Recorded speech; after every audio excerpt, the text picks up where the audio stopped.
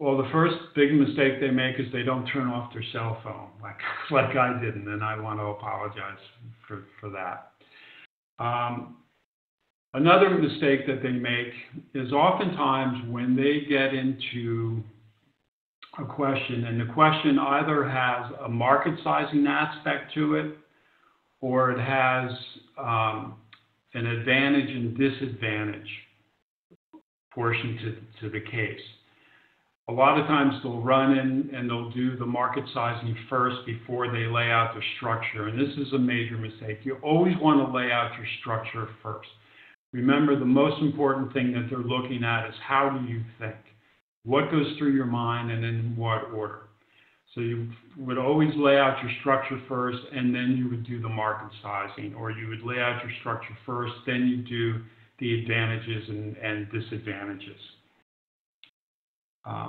Another mistake that people make oftentimes in a market sizing case, particularly a worldwide market sizing case, is that they start with 8 billion people and they try to whittle their way down.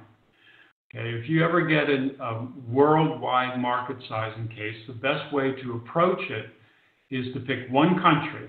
It doesn't matter what it is, pick one country, make some assumptions, and extrapolate out.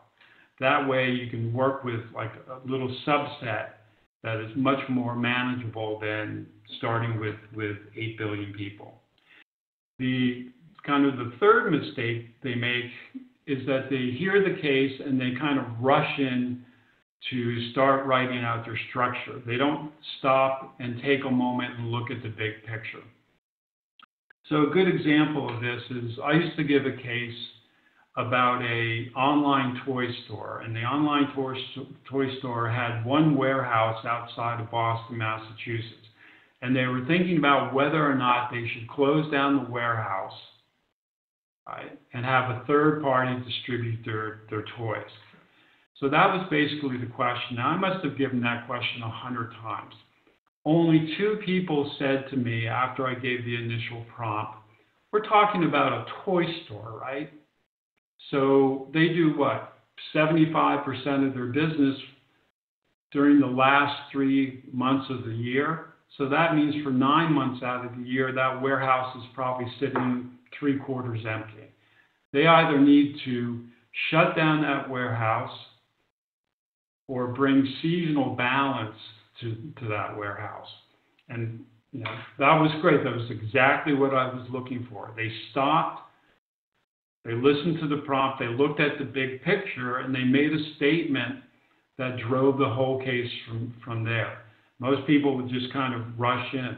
They didn't have any inside information. Most of us know that retailers do the majority of their business in the last couple months of the year. But they had the confidence in order to kind of stop, look at the big picture, and then move forward from there. And that's something that most people don't do, and that's one good way to kind of separate yourself from other people.